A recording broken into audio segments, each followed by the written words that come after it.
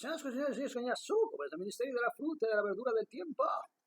Las ideas existen en germen en los espíritus mucho tiempo antes de que tomen una forma definitiva.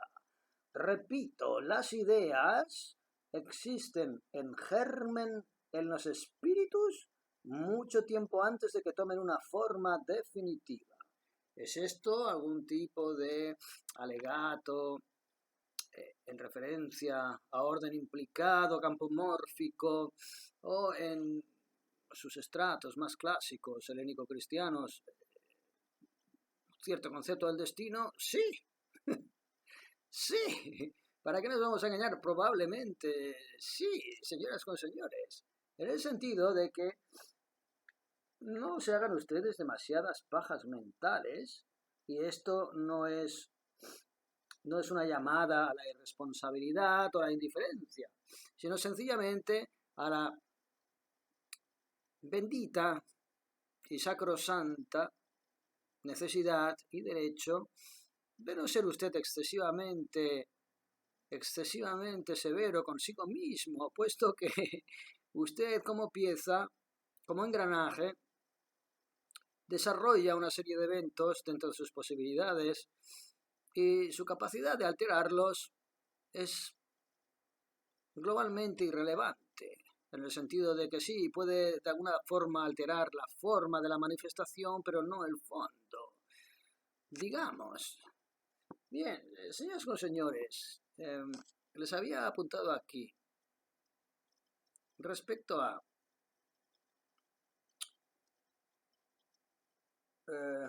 algunos aspectos relacionados con los textos herméticos, de los cuales muchos dicen que no saben cuáles son las procedencias. Bien, señoras y señores, la ciudad de Alejandría, a principios del siglo cero, 1, 2, 3, fue una capital cultural de la que de alguna manera abrevaron todos los principios que después han generado nuestra cultura helénico-cristiana. En Alejandría se forjan dogmas cuales neopitagóricos, neoplatonistas, etcétera, etcétera, que en realidad no dejan de ser sincretismos. Después, en el siglo XIX, XX, la teosofía resucita el espíritu del sincretismo, fagocitando todas las filosofías entre comillas, si podemos llamarlas de esa manera. Digamos, todos los textos sagrados, textos de reverberación oral, ni siquiera hablo de escritos, Vedas, etcétera, etcétera. El concepto de el eclecticismo, el sincretismo, en la Alejandría, que de alguna manera representó un crisol conformado por cultura egipcia, judaica y helénica, de las cuales la judaica fue prácticamente anecdótica, y que sin embargo, dado el carácter de ese pueblo, intentó fagocitar y acaparar, pero, como podemos explicarles, a través incluso de los propios textos de Filón, el más grande representante helénico-judaico de la Alejandría en sus épocas doradas, que intenta de alguna manera acaparrar, como suele hacerse en esa cultura parasitaria y fagocitante hebraica, de la cual se deriva todo este actual sionismo, que no es más que una reverberación babilónica de una necesidad de acaparrar la identidad humana y divina. Bien, incluso el propio Filón, cuando intenta sobredimensionar de forma absolutamente ficticia todo el platonismo o el pitagorismo, intentando evocarlo a las raíces genéticas de la Biblia judaica, no hace más que fracasar una y otra vez. Porque las fuerzas beta fracasan una y otra vez, porque de la misma manera en que la naturaleza es inarrestable, como dicen los italianos, es decir, no se puede detener el ritmo de la naturaleza, usted puede asfaltar un campo entero y a la que usted dé la vuelta, ese esa placa de hormigón se va a resquebrajar por algún punto y nuevos brotes verdes van a emerger, porque no se puede arrestar el poder de la naturaleza. Puede que ustedes no vean el resultado de esa justicia natural, pero no significa que no esté destinada a volver a ocupar el espacio que se le ha querido ser robado, usurpado, sustituido. Bien, en ese sentido, cuando hablamos de las culturas, de ese crisol egipcio, judaico en menor aspecto y helénico, que es la base fundamental de nuestra herencia cristiana, encontramos todos estos textos herméticos que de forma confusa, y a esa confusión ha contribuido la metástasis de una iglesia después constituida en hegemonías jerárquicas y monárquicas, cual es el Vaticano, que se han atribuido la capacidad de poder ejercer de Dios en la tierra, diciendo quién es un pecador y quién es un santo, quién es un herético y quién es un sabio. Autoridades terrenales de las cuales ya advertía Jesucristo, reverberado en esos evangelios ya hackeados, que pretenden usurpar la esencia de esa revolución cristiana, que nada tenía que ver con viejos dioses o viejos monoteísmos judaicos, sino que hablaba de una capacidad de entender intuitivamente la huella divina, no ya en la propia naturaleza, sino en todo aquello que no es energético, que es intuitivo, que es ubicuo y omnisciente. Eso es la revolución cristiana.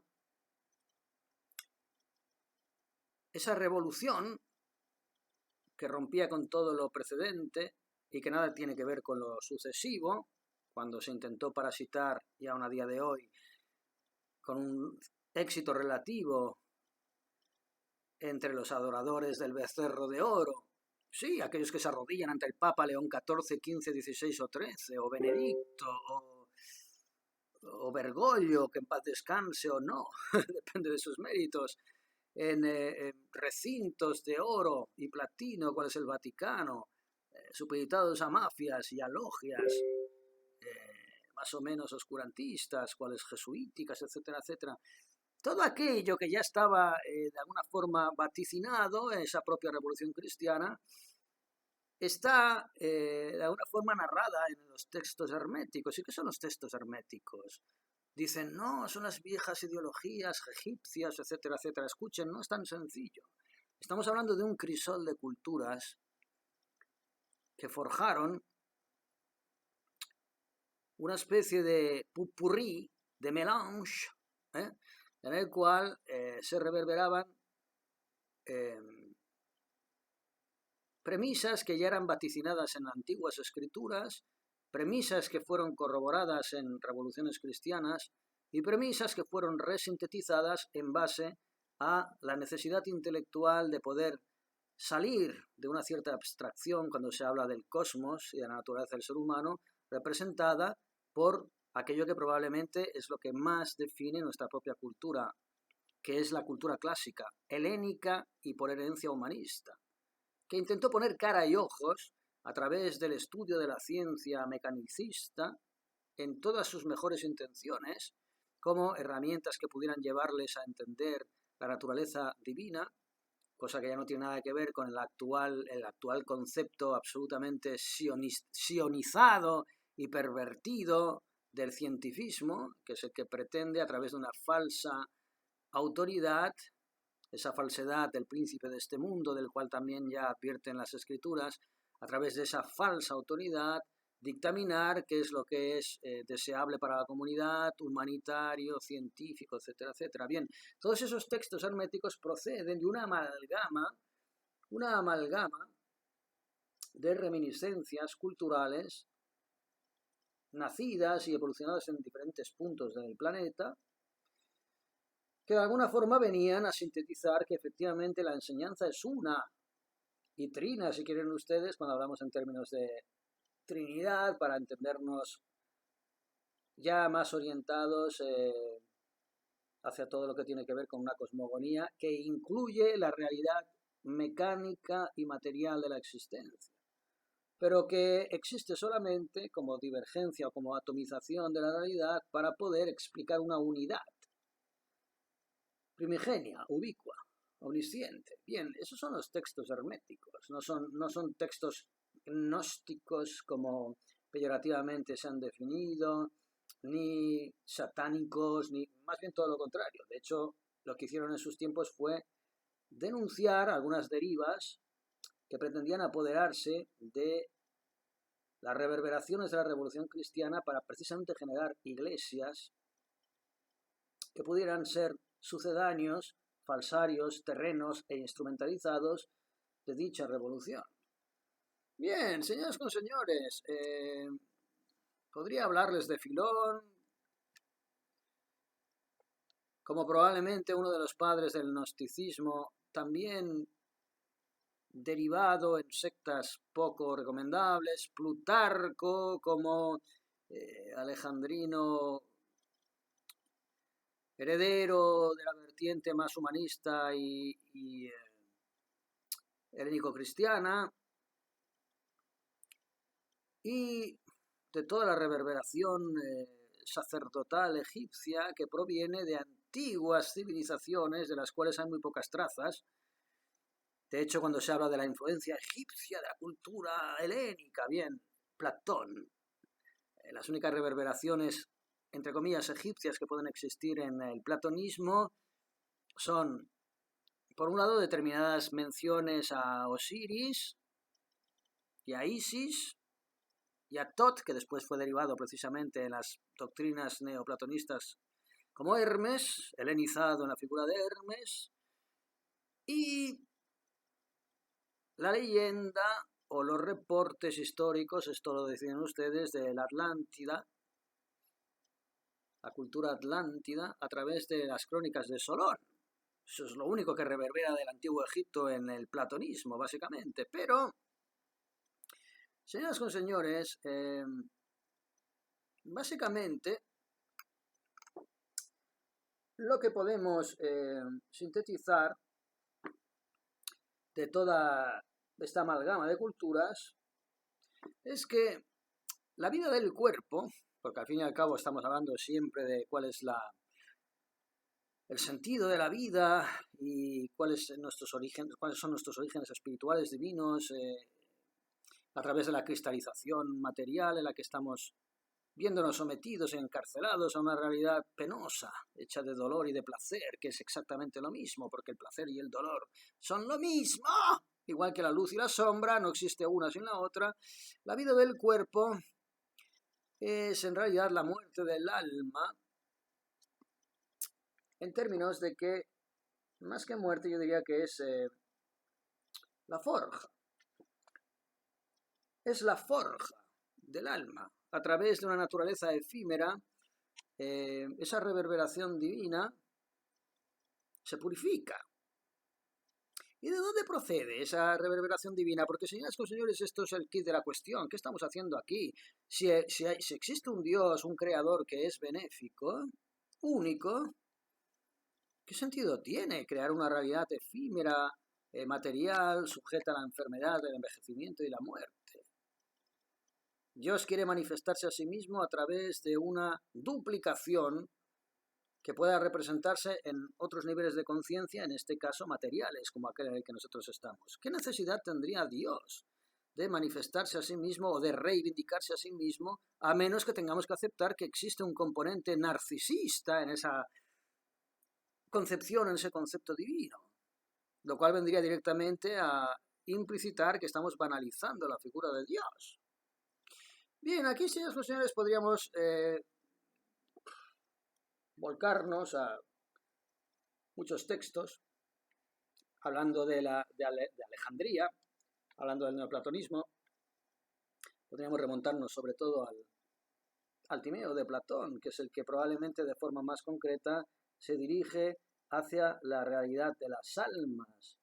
Si bien en toda la obra de Platón está difuminado este tema, en el banquete, en la República, está difuminado en muchísimos textos el mismo tema, porque si algo tiene Platón es que no puedes referirte a una de sus obras para hablar de determinados temas. Determinados temas salpican todas sus obras. Pero en el Timeo, en concreto, dice Platón: «Oh almas, bellas hijas de mi aliento y de mi solicitud, vosotras a las que he hecho nacer de mis manos para consagraros a mi mundo, escuchad mis palabras como leyes. No os separéis del lugar que os ha sido fijado por mi voluntad. La morada que os espera es el cielo con su cortejo de estrellas y sus tronos llenos de virtud. Si intentáis alguna innovación contra mis órdenes, juro por mi aliento sagrado, por esta mixtura de la que he formado las almas y por mis manos creadoras, que no tardaré en forjaros cadenas y en castigaros». Bien, señoras con señores, todas las teorías de la resurrección, reencarnación y todavía más hardcore, metempsicosis, en las cuales podemos regresar a estadios minerales, vegetales, animales, no dejan de hablar de este tipo de maldición, que es una maldición de la que ya todos los mitos clásicos hablan. Repetitiva, cíclica, el eterno retorno, el mito de Sísifo, condenado a arrastrar una piedra enorme, de enormes dimensiones, hasta la cima de una montaña, y cuando está a punto de llegar a la cima, resbala, cae la piedra rodando hacia abajo y tiene que volver a empezar. O Tántalo, que cometió el error de decir que una de sus hijas era más bonita que una diosa, no recuerdo si era Venus, no lo recuerdo, y fue condenado a morirse de sed a escasos 2 centímetros de una jarra de agua que jamás podía alcanzar. O el propio Prometeo, que viendo que en la distribución de los dones a toda la especie animal se les olvidó darle alguna herramienta de supervivencia al ser humano, desnudo, sin garras, sin plumas y sin pelaje, Prometeo, luego derivado en Lucifer, el ángel caído, que quiso ser más que Dios, cometió la imprudencia y el sacrilegio de, para poder suplir esa carencia a ese ser humano del cual se olvidó la creación y no le dio ningún don para poder sobrevivir, cometió la imprudencia de hacerle conocer el fuego, ese conocimiento divino que le dio calor, que le dio lumbre y luz y que le hizo desarrollarse como un ser consciente. Y por ello fue condenado Prometeo, encadenado a una montaña, a ser devorado vivo, sus entrañas devoradas vivas por la reencarnación de Zeus, la encarnación, no reencarnación, de Zeus, como águila que picoteaba sus vísceras en una agonía infinita, y que esas vísceras volvían a reformarse y al día siguiente estaba en perfecto estado de condición física para volver a sufrir una y otra vez ese proceso de picoteo mortal por parte de Zeus al dios que lo iba a castigar perpetuamente en un ciclo repetitivo. Bien, esa es la base del samsara, de las resurrecciones. Resurrecciones que significan que como almas pasamos por forjas, hornos, una y otra vez para seguir purificándonos hasta llegar a un punto en el cual hayamos aprendido bien la lección. Señoras y señores, este concepto curiosamente impregna cualquier texto sagrado de cualquier época y de cualquier cultura, lo cual no deja de tener su interés en ese sentido, ¿no? Porque cuando el río suena, agua lleva, o eso se suele decir. Y entonces, señoras y señores, así podría yo comentarles, puesto que continuamente les apunto algunos fragmentos que me parecen de relevancia, que luego a la hora de hacer y de improvisar estos vídeos olvido y pierdo, porque no tengo ningún tipo de capacidad organizativa. Podría terminar diciéndoles que, Dios mío, a qué enorme mediocridad estoy relegado en mi incapacidad de organización. Podría de alguna manera hablarles de Máximo de Tyr, cuando justifica el culto a las imágenes y a las formas como la base de nuestra civilización. Sí, señoras con señores, porque del verbo y de su capacidad de ser proclamado y difundido a través de símbolos, surge la forma. La forma es la base de la materia, los campos mórficos de los que hablábamos en términos más metafísicos el otro día. Pero la forma, señoras y señores, es la madre del cordero, porque nosotros establecemos una realidad en base a formas, en base no a ideas, no a noúmenos platónicos, ideales, sino en base a formas, en base a fenómenos. Y cuando establecemos una realidad en base a fenómenos, causa y efecto, empiristas, positivistas, materialistas, relativistas, entonces generamos todo ese infierno de la materia que es una reverberación ilusoria, la Matrix, la Maya de la que hablan los hindús, que no corresponde a ningún origen real de lo que es el cosmos y de lo que es el universo. Y ese culto a las imágenes y a las formas en la cual estamos viviendo y de la cual somos súcubes y esclavos, está explicada por la debilidad de nuestra naturaleza. Nuestra simple y llana naturaleza, señoras y señores.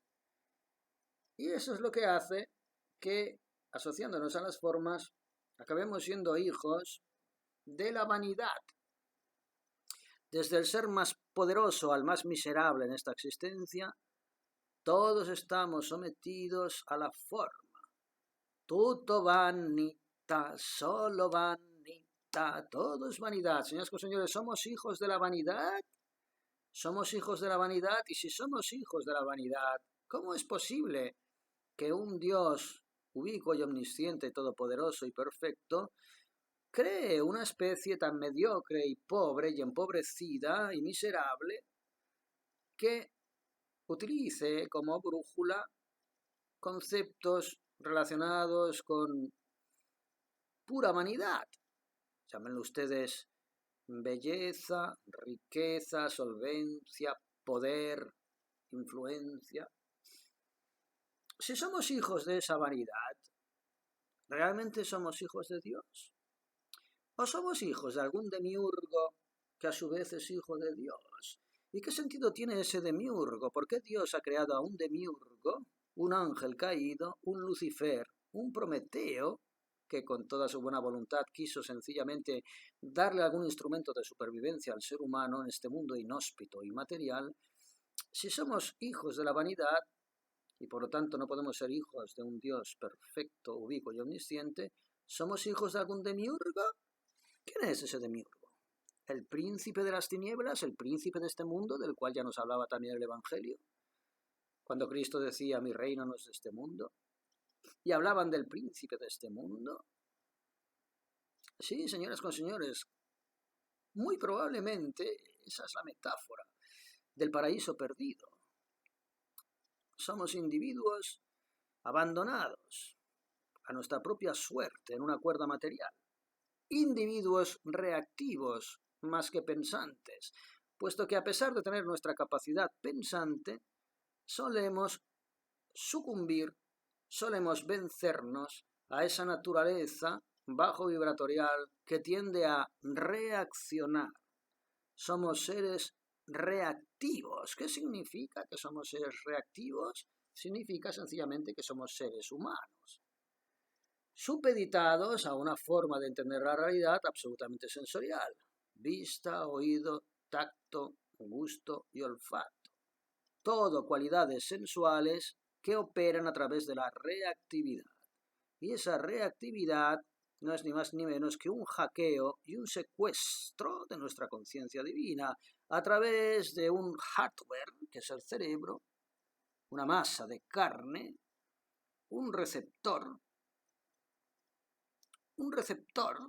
que se encarga de ejercer de patrón de interferencia entre nuestra naturaleza divina y nuestra naturaleza física y mecánica, un patrón de interferencia, un reductor de conciencia que lo que hace es limitar, estrangular nuestro nivel de conciencia a un estadio puramente físico y orgánico basado en nuestra ira, nuestra gula, nuestra avaricia, nuestra envidia, nuestra lujuria, nuestra pereza, you name it.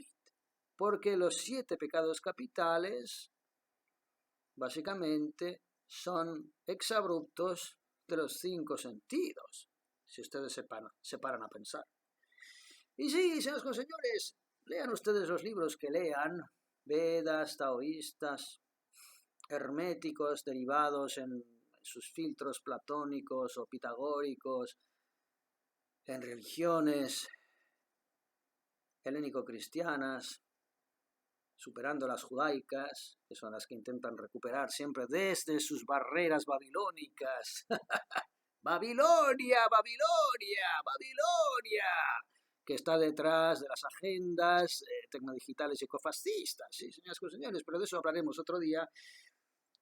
Sea cual sea el texto sagrado en el cual usted deposita sus mayores o menores esperanzas o proyecciones divinas, nos remontamos siempre a esa dualidad, a esa dicotomía humana y divina que se convierte dentro de nuestra propia cultura en una trinidad, porque de por medio hay una figura, Padre, Hijo, Espíritu Santo, que de alguna manera nos exime de cualquier pecado, es decir, se sobreentiende que nosotros no tenemos la capacidad de ser al 100% responsables de todo lo que hacemos en nuestra naturaleza inconsciente, instintiva y reactiva, como animalitos, porque somos un híbrido de animalitos divinos.